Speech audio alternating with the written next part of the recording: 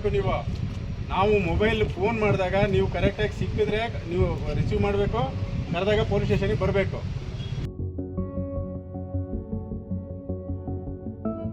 Wrong number ಕೊಡೋದು ಅಥವಾ ಸುಳ್ಳು ನಂಬರ್ ಕೊಡೋದು ಸರಿ ಇರೋದಿಲ್ಲ.